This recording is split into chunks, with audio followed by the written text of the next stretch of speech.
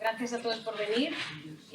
Quiero agradecerlo primero a la Universidad Francisco Marroquín por siempre cedernos sus espacios, acogernos aquí. Da gusto. Yo siempre que vengo aquí a un acto propio o ajeno, vengo de buen rollo, no sé, me da buen rollo. Como se dice coloquialmente, me encanta venir y nos acogen muy bien y la gente es encantadora. Así que gracias. Os doy la bienvenida en nombre del Centro Diego de Covarrubias. ¿Y qué defendemos aquí? El liberalismo cristiano. ¿Y qué es eso? Pues las ideas de la libertad individual, el derecho a la propiedad, la libertad política, religiosa y económica, el libre mercado, que incidimos mucho en la parte económica. Y defendemos que todo eso es compatible con el cristianismo. No es solo compatible, es que tiene que ir de la mano, yo creo, si no, lo de la libertad se convierte en otra cosa, ¿no? Siempre en los actos que organizamos pues, van dirigidos a divulgar estos principios.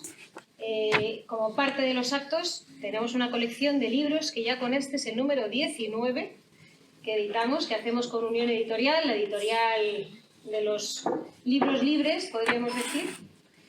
Y bueno, hemos dejado unos trípticos en las sillas con toda la información y cualquiera que no nos conozca, que quiera conocernos más, que esté interesado en colaborar, en unirse a nuestro proyecto, que es muy bonito, la verdad. Darse de alta como socio, tenéis ahí toda la información y seréis muy bienvenidos y bienvenidas. Y dicho esto, profesor Rodríguez Bravo, maestro, gracias por dejarnos hacer esta reedición de este libro que nos hemos empeñado, que tiene más de 20 años y que casi no se podía, no se podía encontrar en papel y nos hemos empeñado y nos hace mucha ilusión, a mí especialmente, tener un libro tuyo en nuestra colección. Así que gracias. Y Domingo Soriano, que gracias por estar aquí, por acompañarnos y con el maestro, y estoy ya deseando escucharos y voy a terminar ya. Al final de su charla habrá un turno de preguntas para el público. No os cortéis, podéis preguntar lo que queráis, ¿no? Luego ya se podrá responder o no. Y también recordaros que el libro se puede comprar arriba en la primera planta a un precio muy especial hoy y el querido autor lo podrá firmar al final. Así que nada más, gracias por venir y disfrutar mucho del acto.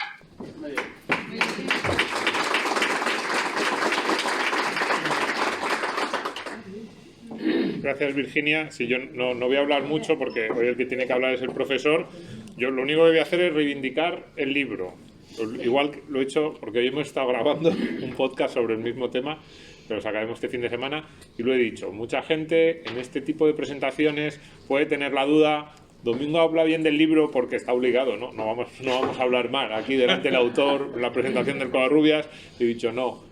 En todas las listas que yo he hecho en los últimos 10, 12 años, he hecho unas cuantas, tampoco muchas, pero 3, 4, sobre libros de introducción a la economía, grandes libros para empezar a pensar como un economista, a conocer los grandes principios. Siempre he incluido este libro. Al lado de otros que se meten más habitualmente, los clásicos, que si Camino de servidumbre, que si la economía en una elección, y yo siempre he dicho, este libro me parece que tuvo mucho menos reconocimiento del que se merecía. Es un libro corto, como la mayoría de los libros que escribe el profesor Rodríguez Brown, va al grano, sencillo de leer, porque eso es quizás lo mejor del profesor, se le entiende todo cuando habla y cuando escribe, y al mismo tiempo con una enorme profundidad. Así que yo hoy lo he cogido, mi edición antigua, que fue una suerte que la encontré en su momento, con las notas que tomé en su momento, y lo he ido marcando. Lo único importante que yo voy a decir hoy es esto. No es el típico libro para decir, bueno, será uno más, o lo recomiendan porque sí. Es un libro fantástico, para jóvenes, imprescindible para conocer lo que es el mercado, sobre todo, esa visión tan mala. Porque yo quería empezar por ahí, profesor. Hablaba Virginia de esta colección de Cristianismo y Economía de Mercado, el nuevo formato del libro, esta nueva reedición. Y usted tiene, por ejemplo, un epígrafe: mercado y moral. ¿Por qué se pinta siempre al mercado como el reino del egoísmo, no sé, de la avaricia, del engaño también, cuando yo creo que es al revés, engañando? Yo no conozco muchas empresas a las que haya ido muy bien, que sean grandes, que hayan crecido engañando a sus clientes. Muy bien, pues empiezo primero agradeciendo, claro está, al Centro Diego de Covarrubias, a Unión Editorial, a vosotros por estar aquí, por supuesto a mi querido amigo y antiguo alumno, por eso me trata con respeto, antiguo alumno, Domingo Soriano, y por supuesto a la Universidad Francisco Marroquín, que es mi casa, y por eso me he puesto hoy, con diferencia, la más llamativa de sus corbatas. Lo que plantea Domingo es un antiguo asunto, y para los historiadores del pensamiento remite a lo que a unos sabios alemanes a finales del siglo XIX llamaron el problema de Adam Smith. Llamaban el problema de Adam Smith a que no podía ser que una misma persona haya escrito La riqueza de las naciones y la teoría de los sentimientos morales. No podía ser, entre otras razones por lo que está comentando Domingo. Parecía como si fuera una cosa contradictoria, la economía y la moral, ¿no? Y solo fue tiempo después y con mucho debate que se entendieron dos cosas. Primero, que no era anormal que Smith haya escrito estos dos libros. Por cierto, mi favorito es el libro sobre moral. Yo creo que es mejor incluso que el libro sobre economía, que es el que lo hizo lo famoso. Entonces, lo primero que se entendió es que efectivamente Smith tenía una visión global de su asignatura. La asignatura de Smith no era economía, se llamaba filosofía moral, y tenía un programa que abarcaba pues todo lo que se entendía entonces por filosofía moral, que era la oposición a la filosofía natural que tenían las ciencias físicas o naturales, ¿no? Y sabemos, porque Smith lo dijo y dejó también algunas notas que después fueron publicadas, cómo era el programa de investigación que él tenía, que por supuesto hablaba de moral y por supuesto hablaba de economía, pero también de filosofía del derecho, de cuestiones de metodología, de epistemología, filosofía de la ciencia, historia, en fin, toda clase de disciplinas. O sea que esa primera paradoja se resolvió. La segunda paradoja es la que menciona Domingo y creo que todavía está con nosotros, en el sentido que, de alguna manera, la libertad en general es motivo de sospecha, pero sobre todo es motivo de sospecha económica. Y esto posiblemente derive de un antiguo error económico, y es el error de la suma cero. Y es pensar que si alguien gana, algún otro tiene que perder. Y ahí está el corazón de lo que es el antiliberalismo. El antiliberalismo en todas sus variantes parte siempre del conflicto y nunca de la cooperación. No es nada casual que la clave de la historia para Marx sea la lucha de clases. Era el conflicto lo que caracterizaba su teoría, como es la esencia, yo creo, del socialismo en todas sus variantes. Entonces, claro, si la vida social es una vida de conflicto, si no puede haber tratos y contratos sin beneficio para ambas partes, pues entonces la economía y la moral, como apuntaba Domingo, están profundamente reñidas, ¿no? Y como siempre hay errores que perduran pues durante muchísimo tiempo. Y hasta el día de hoy el mercado es objeto de sospecha, después hablaremos de sospechas económicas, pero primero de sospecha moral. Si os fijáis, las palabras que derivan del mercado tienen connotaciones negativas, ¿no? Se habla de el mercadeo, ¿no? No mercadee usted con cosas, como si fuera mal mercadear, ¿no? ¿Por qué es eso? Pues también está esta idea detrás, ¿eh? Si hago un mercadeo, entonces ahí tiene una carga peyorativa, seguramente estaré engañando, o si obtengo un beneficio será a costa de la pérdida de algún otro. Una y otra vez se transmite esta idea, o la palabra mercantilizar. Si se mercantiliza algo, es una cosa, hay que sacar las relaciones del mercado para que adquieran connotaciones morales. Y yo creo que una de las tareas que tenemos los liberales, en particular a los liberales que nos gusta la unión entre el liberalismo y el cristianismo, es desmentir eso y decir que los seres humanos somos seres morales siempre. Bueno, quizá cuando entramos en la política... O en el periodismo. Cuidado. Sí, habría que matizar, esto ya lo podemos hablar más adelante. Pero en economía, desde luego que existe, entre otras cosas, por el funcionamiento mismo de las relaciones humanas, que lo acaba de apuntar muy bien Domingo, ¿no? Sí, así que en el mercado uno engaña, pues prueben ustedes a engañar. Es decir, prueben ustedes a montar un negocio y a hacer trampas. A ver cómo les va. Y lo normal es que les vaya mal. ¿Por qué? Y porque la gente cree que la moral también vale para el mercado. Y por lo tanto no se pueden hacer trampas sin consecuencias, aparte de las legales, sin consecuencias morales.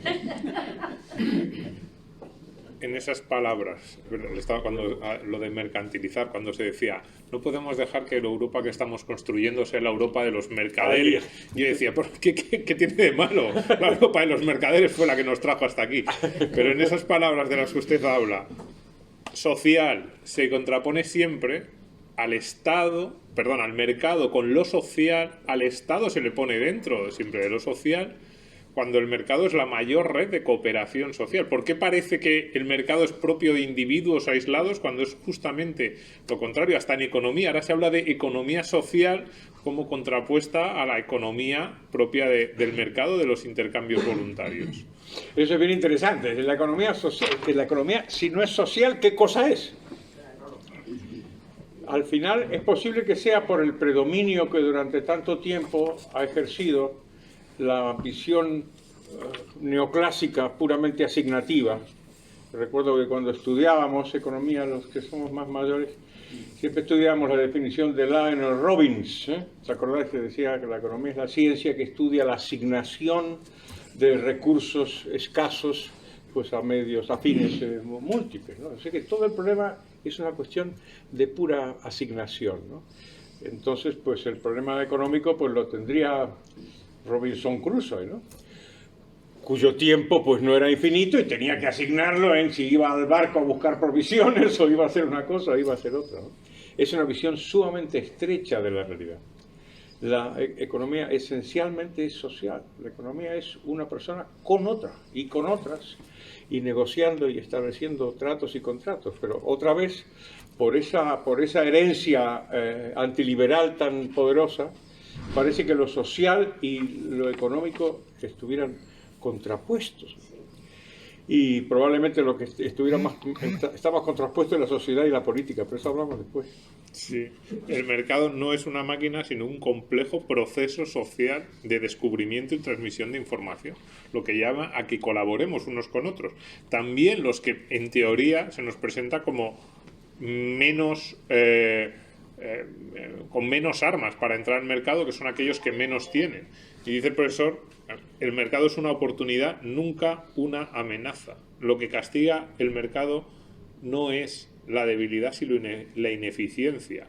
No es verdad que el mercado ignore a los pobres, ignora a los pobres y a los ricos, a los que no sirven al otro, a los que no son capaces de proporcionarle al otro aquello que el otro demanda. Y cada uno de nosotros podemos buscar dentro de nosotros mismos cuáles son nuestras mejores cualidades que los demás están demandando.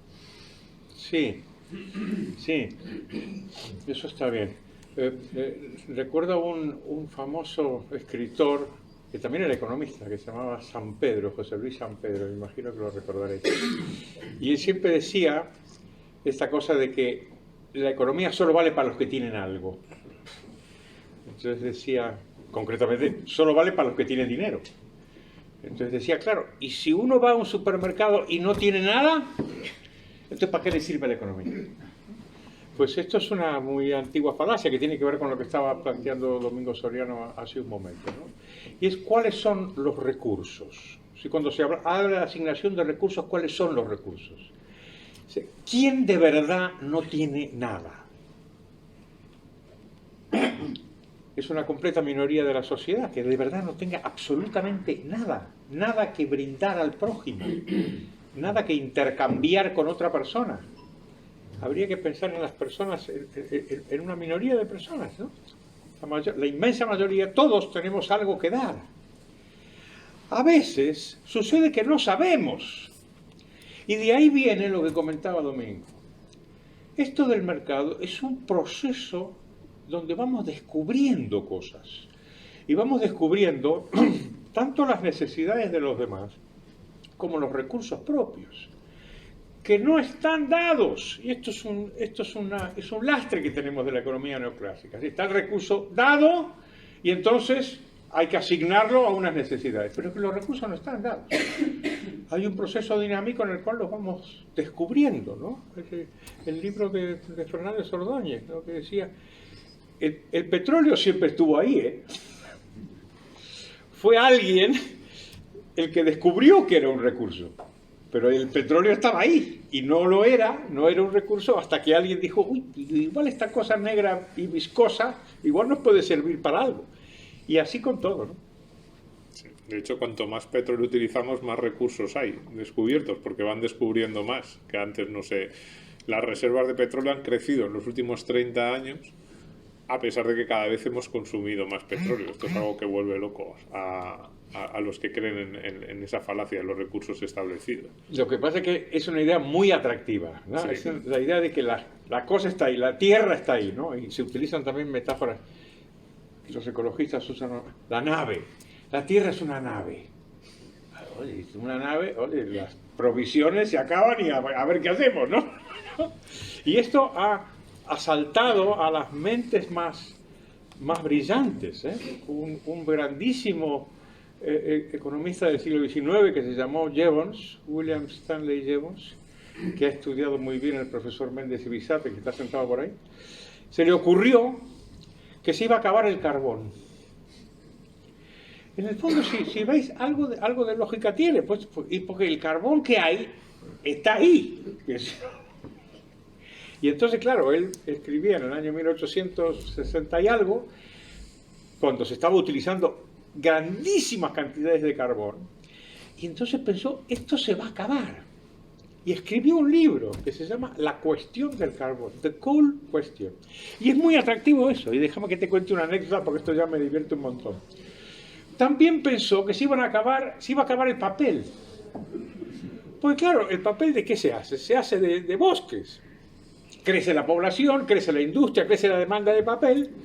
Pues algún día se iban a acabar los bosques y los árboles y por lo tanto se iba a acabar el papel. Y lo gracioso del caso es que actuó en consecuencia y empezó a acumular papel el tío. Y muchos años después, Keynes, que cometió muchos errores, pero era un gran escritor y escribió unas biografías maravillosas de economistas, escribió una biografía sobre Jevons y entrevistó y habló con los nietos de Jevons. Y resulta que los nietos de Jevons todavía seguían usando, para hacer la lista de la compra, el papel que había acumulado el abuelo. Y lo había guardado en una casa, en un cobertizo, en el jardín que tenía. Hay que imaginaros las mentes más brillantes, ¿eh? Esto no es un tema de ser tonto o listo. Las gentes más brillantes pueden quedar capturadas por ideas equivocadas. Por este tipo de falacias. Por eso es muy importante también el lenguaje, cómo se describe efectivamente lo de la nave. Y a mí, hasta ahora hemos estado hablando del mercado, yo iba a pasar a la segunda parte del libro, el Estado, porque también en esa segunda parte, cómo el profesor va diseccionando, yo diría que sobre todo el lenguaje. Luego también vamos ahí en los principios económicos, pero cómo el lenguaje, ¿no? Y en el Estado comienza y dice, el Estado se distingue de todas las demás instituciones por un signo único, la coacción. Pero no es así como se nos presenta. Es curioso, el Estado se nos presenta como las palabras que se asocian, hemos dicho antes, social, consenso, solidaridad, asociadas al Estado, y el Estado es coacción. Incluso coacción se puede plantear legítima o incluso necesaria. En el libro se defiende que un Estado pequeño pero eficiente en la provisión de justicia, defensa y seguridad es imprescindible, pero no deja de ser coacción y desde los impuestos que en su propio nombre ya lo indica. ¿Y por qué algo tan evidente como que ninguno pagamos impuestos? Ni siquiera los más los defensores más acérrimos del Estado pagan impuestos porque quieren, pagan impuestos porque les obligan. ¿Por qué, sin embargo, se ha alejado tanto al Estado de que es su característica fundamental, la coacción y el uso de la fuerza? Pues ahí estamos ante un grandísimo problema. Es un problema que ha preocupado a los pensadores políticos desde hace miles de años, ¿no? Es decir, ¿cómo entender esta cosa? ¿Cómo entender esta cosa que se llama el poder político? Quizá la forma más gráfica sería recurrir a esa famosa frase de Talleyrand, ¿no? Que le dice a Napoleón: las bayonetas sirven para muchas cosas, pero no para sentarse encima de ellas. El poder es complejo porque no puede ejercerse exclusivamente mediante la fuerza. Si el poder consistiera solo en la fuerza, entonces viviríamos en una cárcel. En una cárcel ahí no hay duda, ¿no? Estás ahí metido, estás preso y se ejerce las relaciones, el poder te fuerza a estar... Y el poder no es así, ¿no? Y el poder nunca se ejerce socialmente sobre la base de la fuerza. Combina siempre la fuerza y la persuasión, la fuerza y la convicción. Por eso el poder busca situarse siempre, tradicionalmente, muy por encima de las personas. Y no es nada casual que busque, por ejemplo, relacionarse con Dios. Asunto bien interesante que, por cierto, nos separa a los cristianos de otras visiones religiosas, porque lo que hizo el cristianismo es enfrentarse con el poder, y enfrentarse desde el primer momento. Escribí un pequeño librito también en nuestra colección que se llama Liberalismo en los 10 mandamientos. Yo dije que no es nada casualidad que el primer mandamiento sea amar a Dios sobre todas las cosas. Todas. Yo miré en la Biblia a ver si había una nota que decía salvo el Estado. No hay esa nota al pie, no. Igual que cuando dice no robarás, busqué una nota que dice salvo que seas el Ministerio de Hacienda. Pero no dice nada de eso. Precisamente. Y el Estado ahora se asocia a una especie de poder magnánimo, porque es el poder del pueblo, es el poder de todos. Y eso ha hecho que se legitime una cierta expansión del Estado. El Estado que conocemos ahora es más grande que el que hemos visto en siglos anteriores, por lo menos en Europa. Y yo creo que en parte, y se apunta en el libro, hay un cierto uso por parte del poder y de los políticos de la democracia para legitimar esa expansión del Estado. ¿Cómo le vamos a decirle que no a un príncipe absoluto? Puede ser relativamente sencillo, quizás pagar los impuestos si no te queda otro remedio, pero no quieres pagarlos. Pero decirle que no al pueblo, a la encarnación, si parece que eres tú mismo el que te está poniendo el nuevo tipo del IRPF, eso es más complicado. Sí que lo es, sí que lo es. Sí que lo es, precisamente por esto que tú comentas, ¿no? Entonces, fijaros, el poder busca distanciarse del pueblo de tal manera que su coacción esté justificada, por ejemplo, como decíamos, si es una teocracia en nombre de Dios, si es un Estado comunista en nombre de la clase trabajadora, o si es el Estado nazi en nombre de la raza elegida, pero siempre puede haber alguna discusión. Digamos, si me dicen a mí que el Estado me va a mandar porque él es el representante de la raza elegida y resulta que yo tengo la mala suerte de ser judío, pues entonces levanto la mano y digo, oiga, que igual a mí eso no me... Pero con la democracia pasa otra cosa, ¿no? Con la democracia es muy diferente. Y hagamos un homenaje aquí a Tocqueville, que fue uno de los primeros en darse cuenta de este peligro. En la democracia en América, estamos hablando de la década de los años 30 en el siglo XIX, tiene esas páginas tan inquietantes cuando habla del despotismo al que puede conducir una sociedad democrática, que él estaba estudiando, que había visto en Estados Unidos. Y ese despotismo es cuando piensa que el Estado puede convertirse no en el gran tirano criminal, sino en un pastor. Y los ciudadanos en sus en sus ovejas. Y dice que sería el Estado paternalista en el peor sentido de la expresión, porque no sería un padre que cuida de sus hijos para que crezcan, sino que los cuida para que no crezcan, para que estén permanentemente a su servicio. Y con la democracia pasa eso. Alguna vez he utilizado esa imagen, una imagen de que en democracia el Estado le planta un espejo delante del pueblo y le dice: yo soy tú. Y a ver quién es el guapo que protesta, ¿no?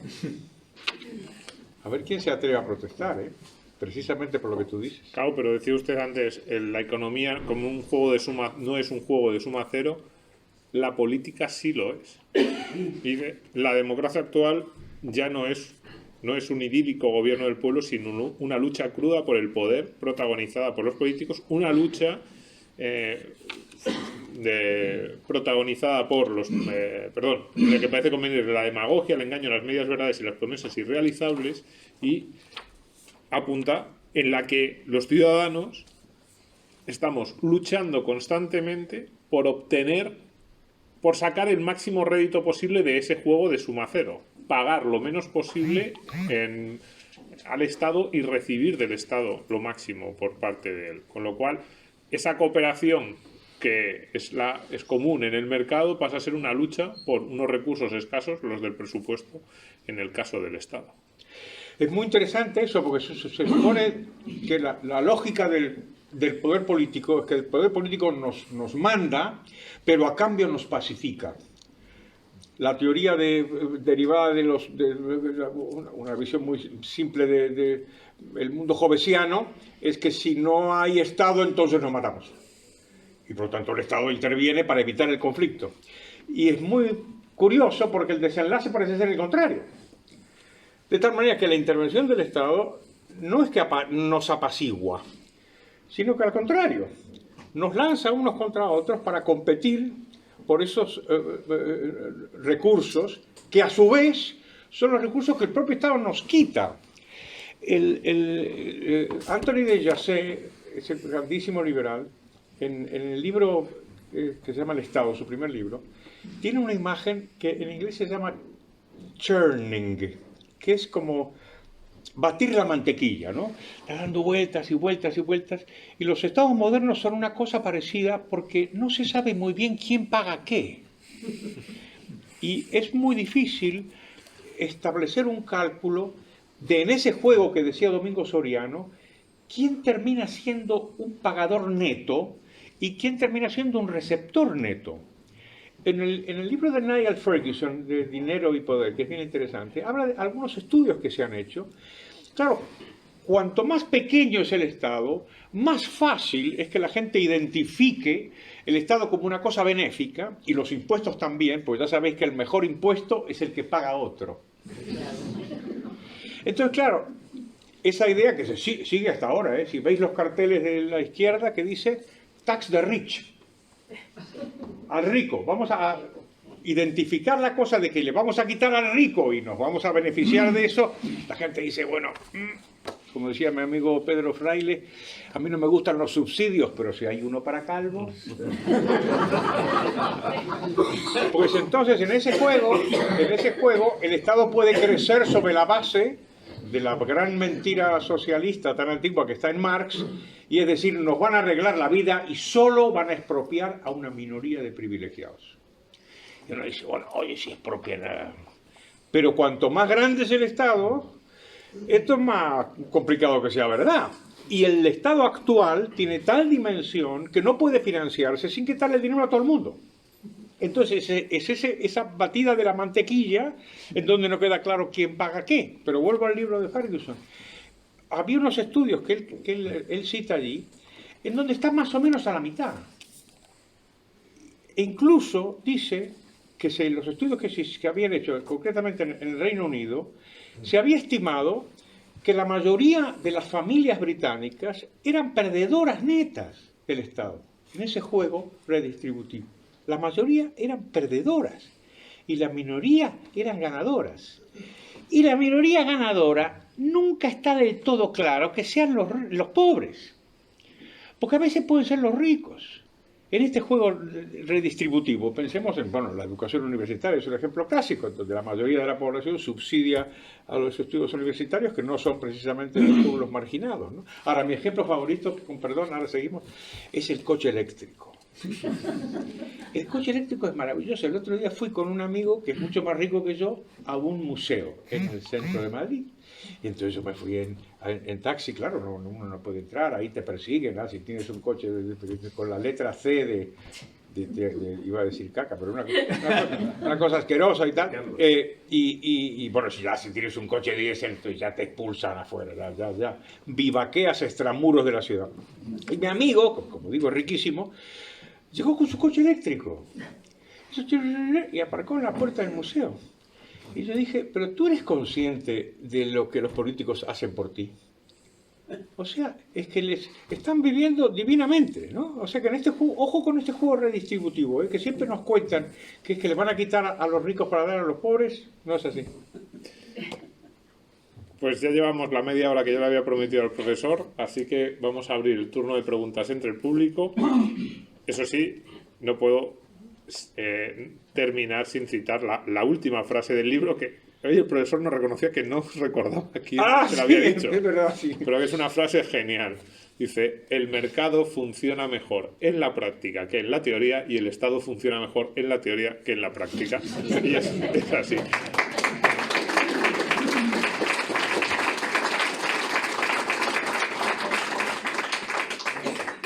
Pues, ¿quién quiere? ¿Tenemos micrófono? No hay micrófono, hay que hablar alto. No, hay un micrófono aquí. Ah, hay un micrófono ahí, pero no sé si está conectado. Pues habladlo lo más alto posible, sobre todo por la grabación y eso, para ver si conseguimos que llegue el sonido. Bien, yo voy a actuar como subcontratado primero de José Amengual, que me ha mandado una pregunta, me dijo, oye, pues, porque ha dicho que no podía venir, y entonces digo, pues mándame una pregunta para... Me ha mandado aquí 12 folios. No los leas todos.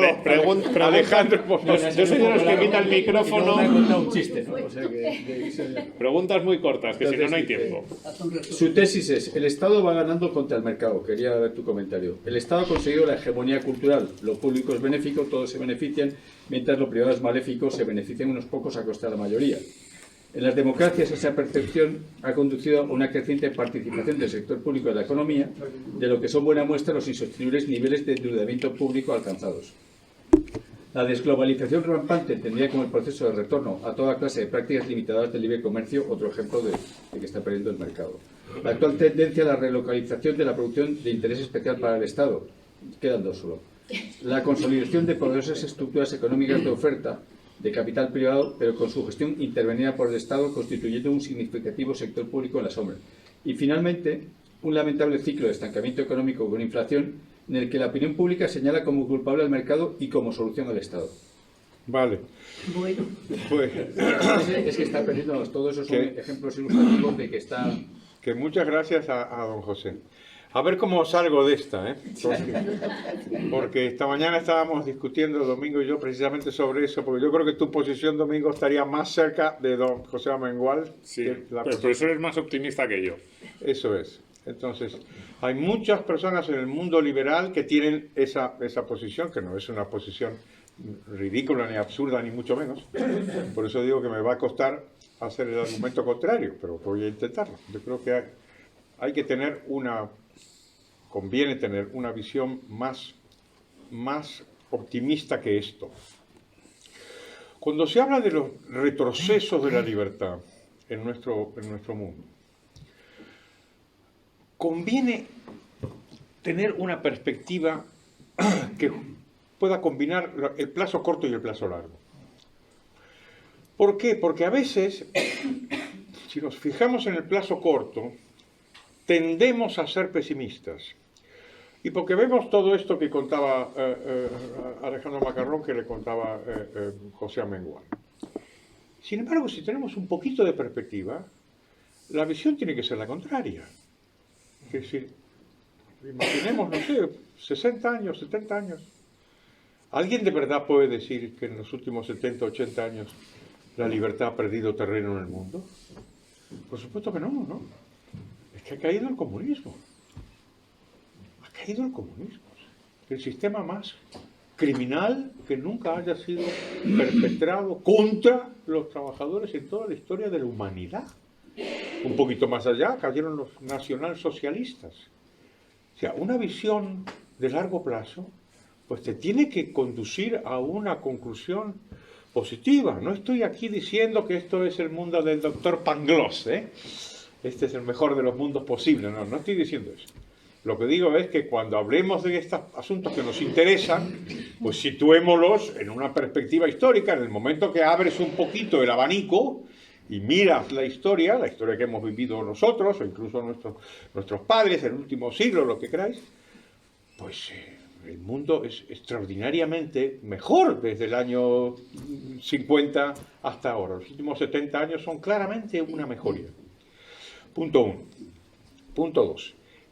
En el corto plazo, uno puede tener esa percepción, ¿eh?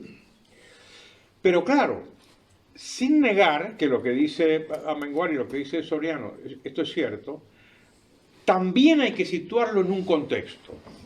Y es mirar lo que ha pasado. Mirar lo que ha pasado en los últimos 15 años. Hemos tenido crisis económica, ahora tenemos otra, pero la crisis del 2007 fue durísima. Hemos tenido después una pandemia, y ahora además tenemos una guerra en Europa. Las tres cosas son poderosísimos combustibles antiliberales. La guerra desde siempre. La pandemia es la peste. Es la peste. ¿Cómo no va a desarmarnos la guerra? Que la guerra te mata, Virginia. Es que te mata. Entonces hay un tío ahí, con un casco y una lanza, que te va a matar. Entonces yo, que soy el rey, te digo, ven aquí, te voy a proteger de este malvado. A cambio te voy a pedir tu libertad, tu dinero. ¿Ah? Pero tu instinto de defender lo que es tuyo se desactiva ante la amenaza de la muerte inminente. Excuso deciros la pandemia, que hay que llamar la peste. La peste, tú. Es que la peste es la muerte, tú. La muerte aquí inmediata. Entonces, pues cuando el poder te dice, te quito el dinero, te encierro en tu casa, te clausuro tu tienda, pues protestas menos. Y con la crisis también, ay, no sé qué, el desastre, se caen los bancos, se cae todo. ¿Entiendes? Entonces, en ese contexto, uno diría que efectivamente ha sucedido, y han sucedido estas cosas que dice Amengual y Domingo. Ahora bien, incluso en ese caso, lo que podemos subrayar es que ha habido resistencia y que la gente sí que se resistió y la gente protestó y reaccionó pues de la manera que puede. Por ejemplo, si hay una señora en Madrid que te deja abierta la tienda, la botas. Por ejemplo, ¿no? Esa es una reacción.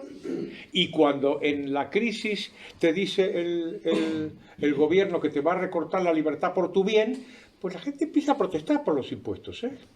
Esto ya no es lo que pasaba antes, ¿eh? Yo siempre digo que Felipe González, que es el mandatario democrático de más éxito de la historia de la democracia mundial, ganó 4 elecciones seguidas, 4, 3 con mayoría absoluta, y en las 4 había subido los impuestos con respecto a la elección anterior. Y seguía ganando. Yo creo que eso ya no pasa más, Los impuestos de pronto se han convertido en lo que se llama en inglés un issue. Es un tema político. Y la gente dice, oiga, que no quiero pagar, ¿no? Por lo que comentábamos antes, cuanto más grande es el Estado, más difícil es que tú te creas que le van a cobrar los impuestos solo a los ricos y no a ti. O sea que hago un balance algo menos pesimista que el de Amengual y de Soriano. Había un señor ahí detrás. Sí, muchas gracias. Me voy a parar, no sé. Por favor, de pie, sí.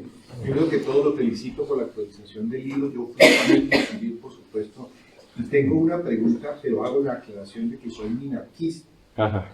Debido a que usted fue profesor de historia económica durante muchos años, entiendo, quería preguntarle si no vio durante todo ese periodo que el Estado pudo haber aportado temas al mercado de manera importante.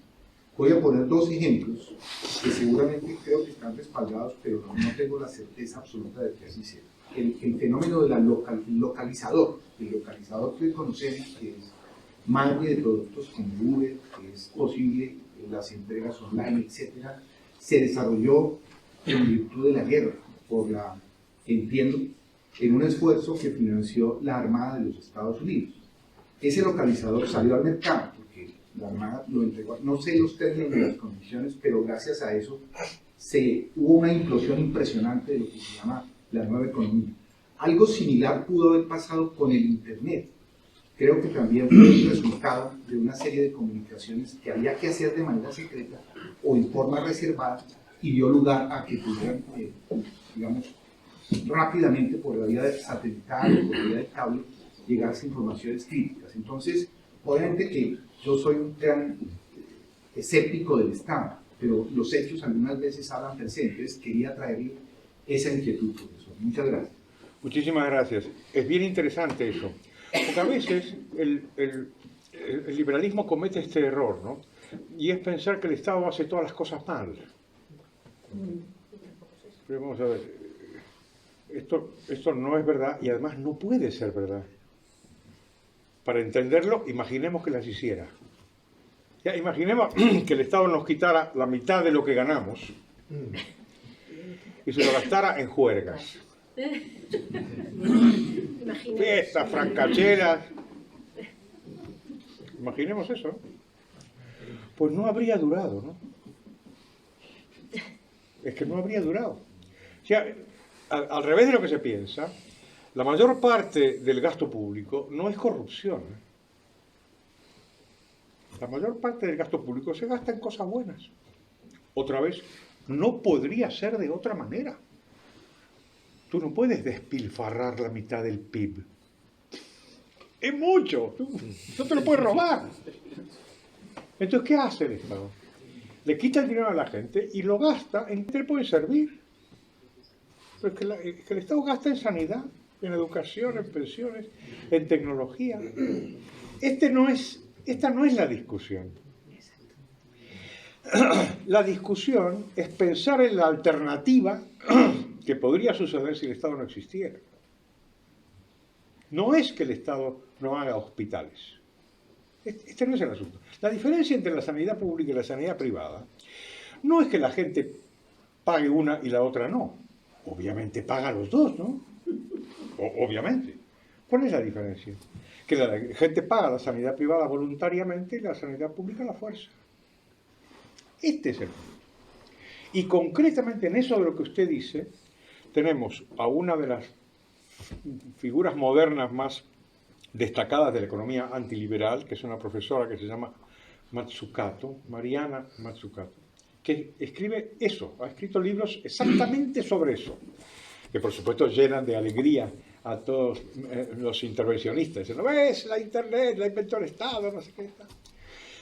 Si el tema le interesa, le recomiendo un libro que ha salido, que se llama, parece el libro de Juan Ramón Rayo, se llama Anti-Mazzucato.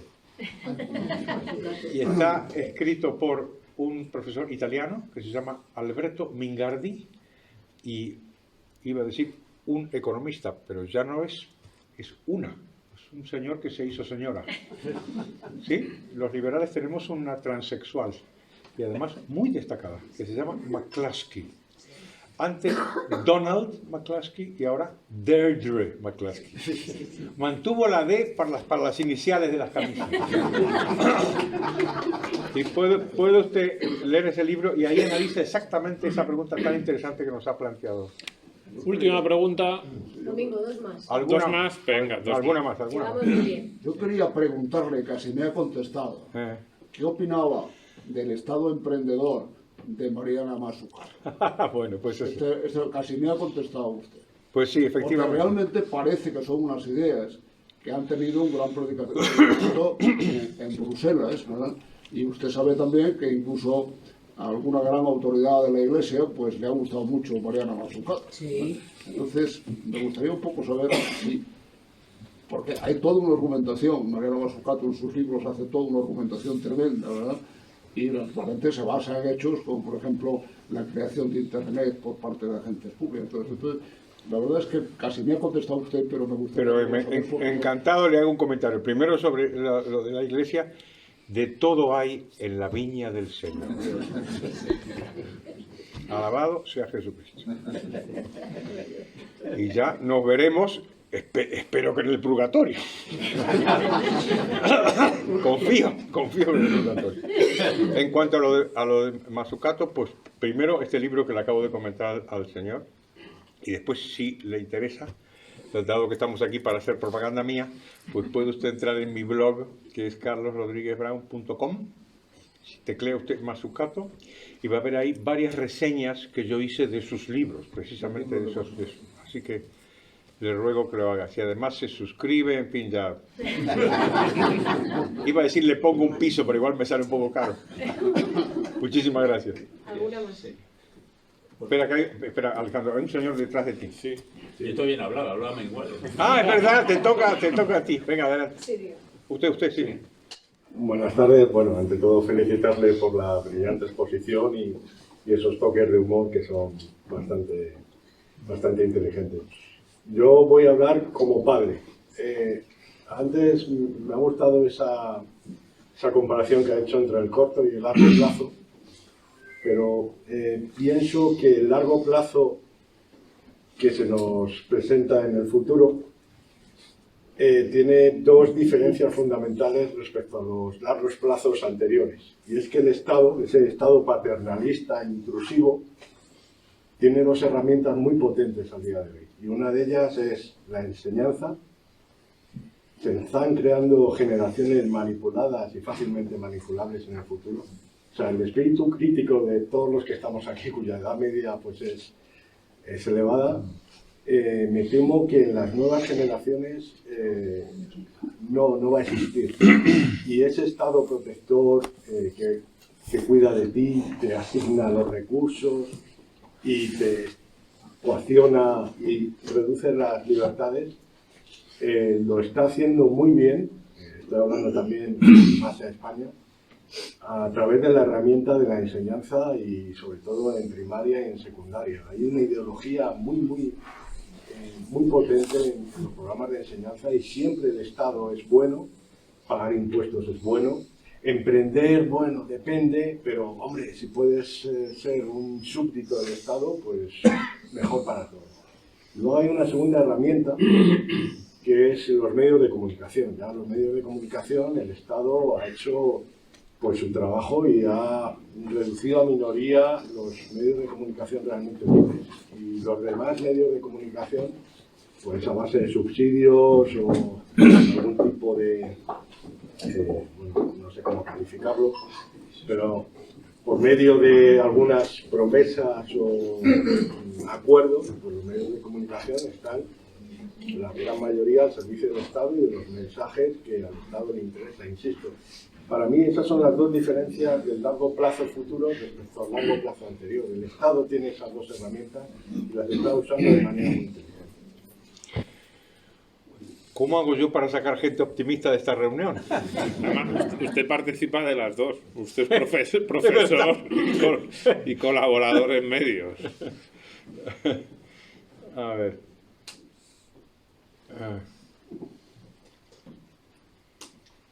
Primero le voy a contar una anécdota de mi infancia.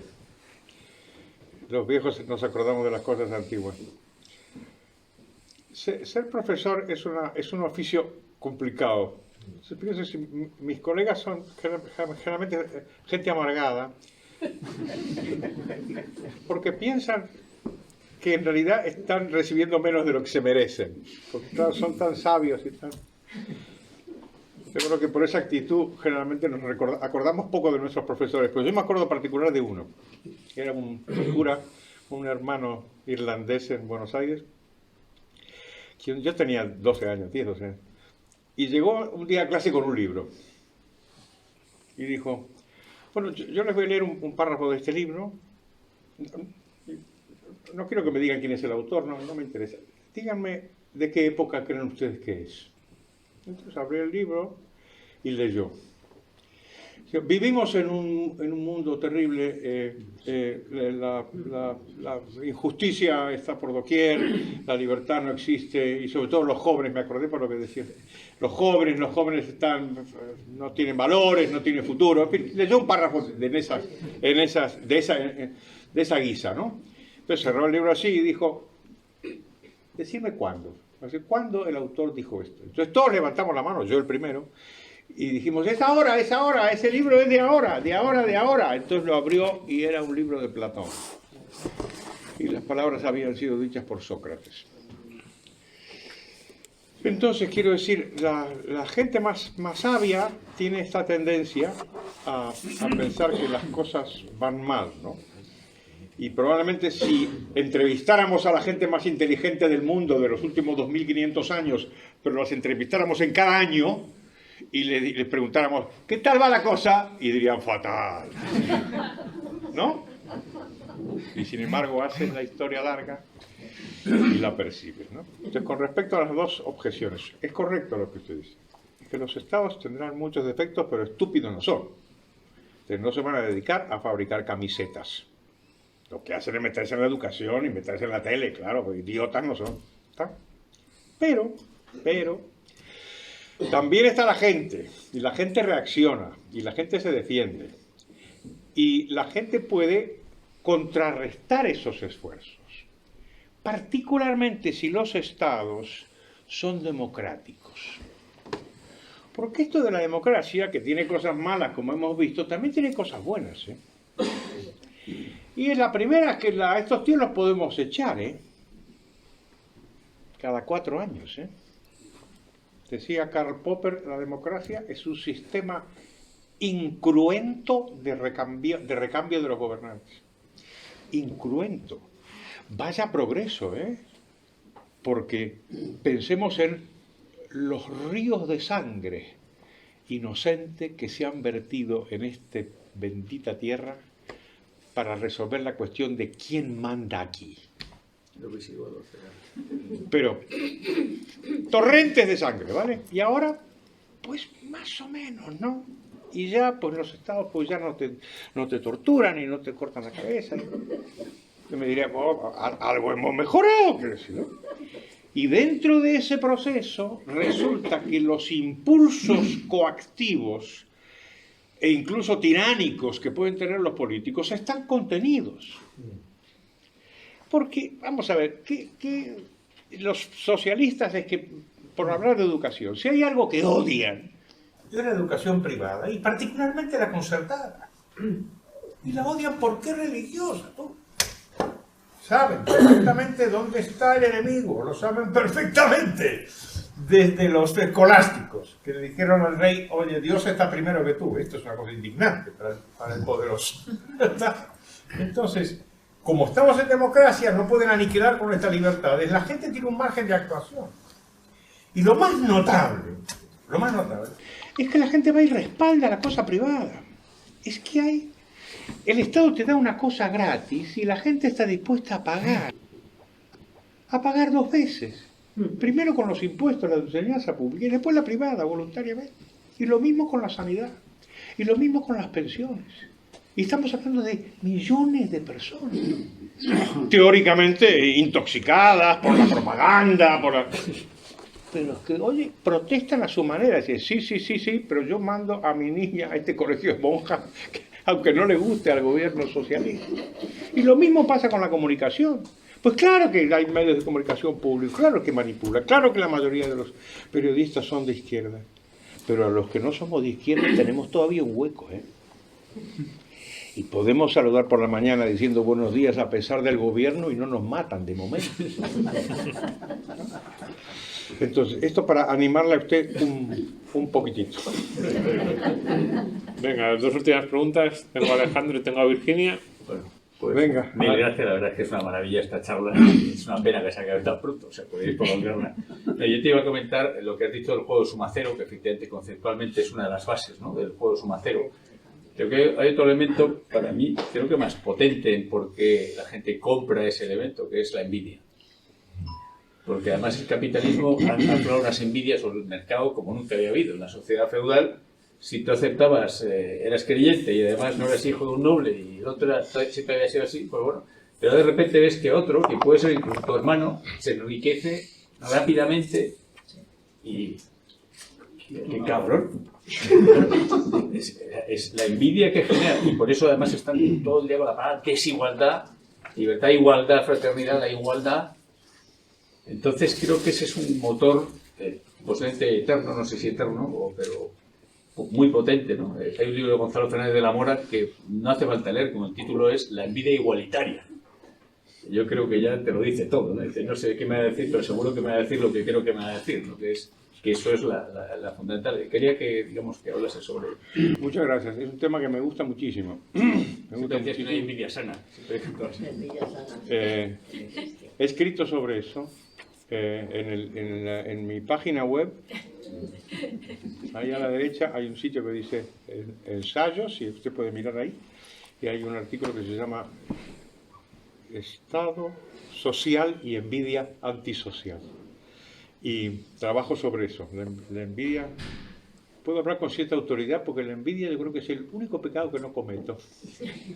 Todo lo demás sí, pero ese no. Todo lo demás sí. Ay, dejadme que os cuente una anécdota. Es que es bárbaro. Estábamos en una fiesta, en una reunión y tal, y entonces el típico juego, ¿tú con qué pecado te identificas? Entonces yo levanté la mano y dije, yo con la lujuria.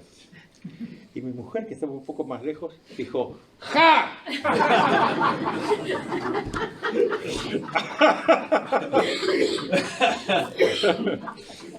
Volvamos a la envidia. La envidia es un pecado muy interesante. Porque si os fijáis, es el único pecado del que no podemos concebir ninguna circunstancia en la que podamos estar orgullosos de haberlo cometido. Fijaros, todos los pecados, uno puede concebir alguna circunstancia mezclando una cantidad de elementos y decir, bueno, oye, cometí esta ira, esta soberbia, esta gula, pero nadie puede decir, estoy orgulloso de ser envidioso. Porque la envidia es el más ruin de los pecados. La envidia es profundamente ruin y disolvente. Es la alegría por el mal ajeno, aunque no te beneficie en lo más mínimo. Es profundamente ruin. Es parecida a los celos también, pero la envidia de luego es muy ruin. Y una de las cosas que pasa con la intervención del Estado, por eso me parece a mí que tenemos los liberales un argumento moral a favor de la libertad y en contra de la intervención, es que el Estado puede llegar a legitimar la expresión de la envidia. Yo me acordé hace muchos años, yo estaba en Cambio 16 y hacíamos reportajes sobre Miguel Indurain. Igual los jóvenes no lo recuerdan, pero era un grandísimo campeón del ciclismo. Y a mí se me ocurrió pensar, ¿qué pensará el que llega segundo? O sea, ¿qué pensará el tipo que llega a París detrás de Indurain? Podrá decir, ay, este Navarro siempre gana tú. Puede tener algún sentimiento de hostilidad, pero lo que nunca va a hacer es expresarlo.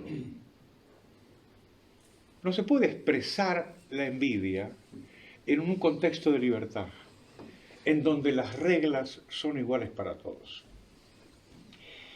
Tú has salido al mismo tiempo, en la montaña, en Tourmalet, y todo es igual para todos, todo es igual. Y te ha ganado este Navarro, te ha ganado Miguel Indurain y tú has salido segundo. Entonces te puede cabrear, pero no puedes decir, Indurain, ¿qué? ¿Qué le vas a decir? La libertad inhibe esta expresión de estos sentimientos tan ruines. Ahora veamos lo que pasa cuando no hay libertad. Cuando no hay libertad, hay intervención, entonces ya los ganadores y los perdedores ya no dependen de los méritos, las reglas no son igual para todos. E igual resulta que Virginia consigue un cargo pues porque es amiga de Pedro Sánchez. Cosa que es verdad, como todo el mundo sabe. Y entonces, claro, ¿qué pasa si Virginia resulta que la nombran ministra y a mí no? que yo soy más viejo y más calvo, por lo tanto necesito un subsidio, necesito una ayuda, ¿no? Si ocurre eso, yo puedo dar rienda suelta de mi envidia. ¿Por qué? Y porque no ha habido una competencia llana. No está claro. Igual que si tú ganas un subsidio, en fin, si obtienes un premio en donde no hay libre competencia, sino intervención política, se legitima la envidia. Y cuando existen mecanismos redistributivos tan grandes como los que hay en nuestro tiempo, entonces aparece la cuestión de la desigualdad. Porque yo puedo decir, ay, mi vecina es más rica que yo y por lo tanto hay que hacerle algo. Hay que hacerle algo malo, intoxicado como estoy, con todas las cuestiones equivocadas que hemos hablado durante el día de hoy, la tarde de hoy. O sea que sí, es muy pertinente lo de la envidia y yo creo que tenemos que utilizarlo, podemos utilizarlo los liberales cuando nos acusen, como nos acusan, de que nuestro sistema de ideas pues no está reñido con la moral, es al revés. La última, Virginia. La última. Hablando de lo del intervencionismo, yo es que tengo una pregunta que me ronda la cabeza desde hace ya un año o dos. ¿Qué pasó, época de pandemia, los precios de los test de antígenos, de las mascarillas, de no sé qué?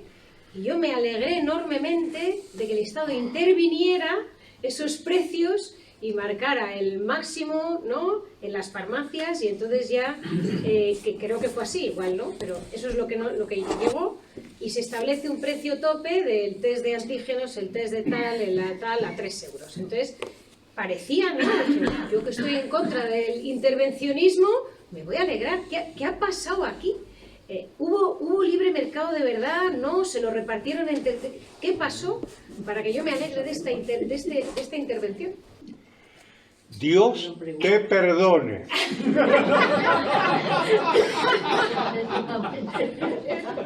En época de crisis, de pandemia, Aquí estamos otra vez en la pregunta que estábamos hablando con el señor anterior, ¿no? Por supuesto que hay intervenciones públicas que pueden ser buenas. Aquí esta no es la discusión. Esta no es la discusión. Es que me dijeron que no había habido libre mercado. Lo que sí va a haber, lo que sí tenemos, es bastante experiencia de que los efectos de cualquier intervención económica en los mercados pueden ser negativos. Entonces, lo que hay que tener ante la intervención es cautela, prudencia, pensar siempre en las alternativas, no precipitarse a pensar que aquí la única solución es la coacción. O sea, es este juego, ¿no? Pero no la cosa de que si el Estado lo hace, estoy seguro que está mal. No es eso. El Estado es la coacción y como es la coacción, en principio sospechamos de eso. Pero nada más que sospechar. ¿Por qué? Porque puede hacer las cosas bien. Ahora, siempre piensa, ¿y qué pasa? Si no hubiera habido Estado, pues ya nos habríamos muerto, no habría habido nadie con el incentivo suficiente para producir mascarillas, que de pronto era una cosa demandada por miles de millones de personas. En fin, pensar en ese tipo de esquemas. Pero de momento yo creo que nos vamos a ver en el purgatorio. En el purgatorio seguro. En el cielo con esas ideas no vas a ir, pero en el purgatorio... Bueno, pues muchas gracias. Sí, a las clases del profesor Rodríguez Brown y a las de aquí de la Francisco Marroquín sobre precios máximos mandamos a Virginia para que no se le ocurra volver a hacer este tipo de preguntas. Muchas gracias a todos. Gracias, profesor. Muchísimas gracias.